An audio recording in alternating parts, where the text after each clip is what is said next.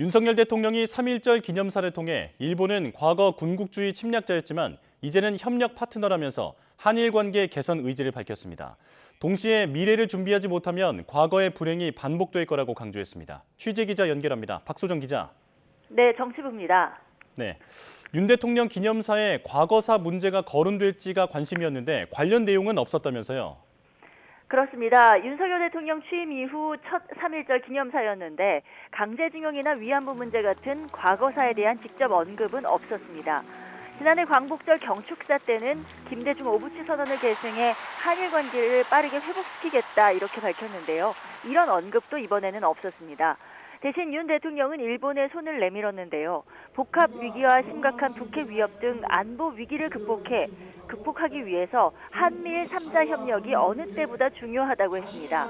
동시에 보편적 가치를 공유하는 국가들과 연대 협력해 세계 시민의 자유 확대와 공동 번영에 기여해야 한다. 이것이 조국의 자유와 독립을 외쳤던 선열들의 정신과 다르지 않다고 말했습니다. 특히 일본을 협력 파트너라고 규정했는데요. 직접 들어보시죠. 그 결과가 3.1운동 이후 한 세기가 지난 지금 일본은 과거 군국주의 침략자에서 우리와 보편적 가치를 공유하고 안보와 경제 그리고 글로벌 아젠다에서 협력하는 파트너가 되었습니다.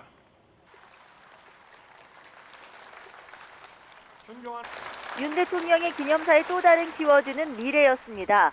세계사의 흐름을 제대로 읽지 못하고 미래를 준비하지 못한다면 과거의 불행이 반복될 것이 자명하다며 지금의 글로벌 복합 위기와 북핵 위협 등 안보 위기, 또 양극화 위기 등을 어떻게 타개할 것인지 생각해야 한다고 밝혔습니다.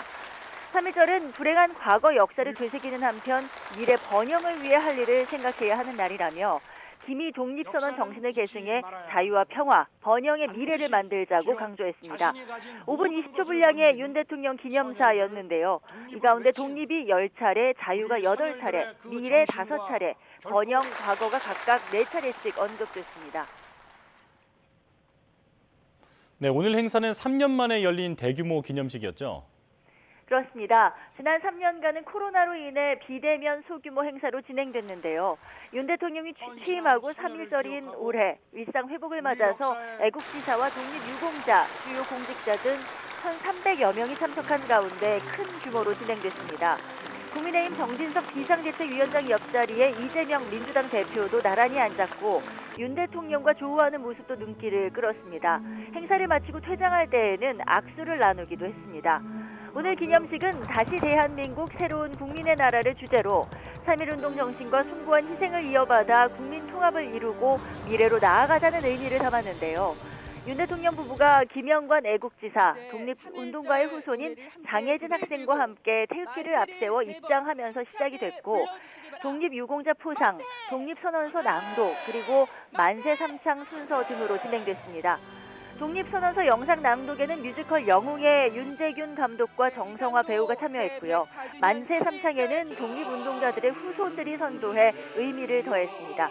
지금까지 정치부에서 YTN 박소정입니다.